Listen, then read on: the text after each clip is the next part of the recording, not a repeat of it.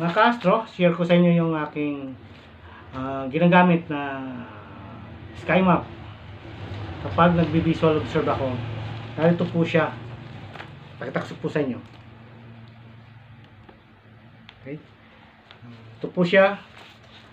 Ito yung madalas na ginagamit ko. Hindi ako gumagamit ng apps. Sky app. Okay, sky map sa app. So, itong ginagamit ko siya. Hard copy. Ayan po siya. Mas maganda kasi kapag hard copy, medyo sa ako, nag-challenge po ako sa ganito eh. Kapag hard copy siya eh. Ayan po siya. Ito yung aking sky map na hard copy. Ngayon, narito rin po yung iba pa. Ito po, another pa. Yung sky map ng March and April. Yan. Mayroon din po dyan itong map ng September, October, yung lahat po ng months. Buwan. Ayan po. Yan. Aking sky map. Maliban po dyan, andito rin po yung aking, pakita ko sa inyo yung astro sketch ko eh. Here, my astro sketch. And narito po siya. Ito, sketch ko to ng tinatawag na ano ba to? Sketch ko yung noon yung tinatawag na Planet X. Yung kanya pag orbit.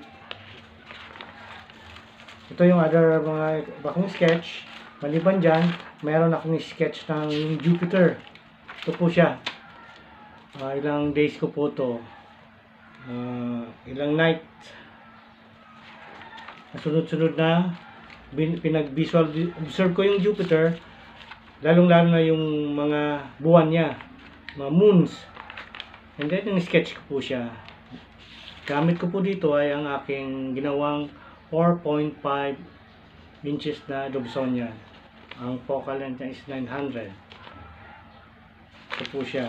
Maliban dyan, meron pa akong sketch na pad here. Ito po yung mga sketch ko. Ayan po.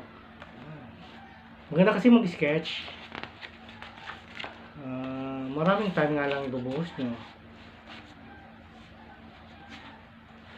Yan po ang mga sketch ko habang nagbi-visual observe ako. Ini-sketch ko siya. Yan. Yan po siya. Meron ako ditong ginamit na 50mm din na refractor. And then karamihan na rito rin yung 4.5 inches kong Dobsonian na ginawa. Yan po ang mga sketch ko po. Yan.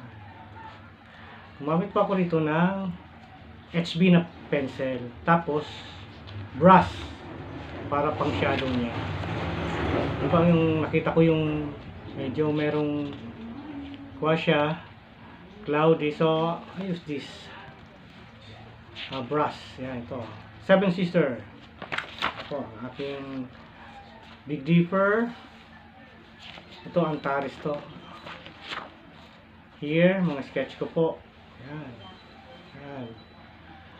Maganda po mga sketch talaga. Nakakalibang po siya. Ito po ang aking mga sketch. Maliban po dyan, marami pa po akong sketch ginawa eh. Kaya lang misplace ko yung iba na sketch ko eh. Ito lang dito, ito lang yung karami na mas maganda kasi dito nakakuha talaga siya eh. Hindi siya mawawala. Okay, yan po muna mga ka-astro. Na-share ko sa inyo para at least yung mga mahilig sa astronomy, gahabi nila, hindi baka maengganyo sila. Okay, thank you.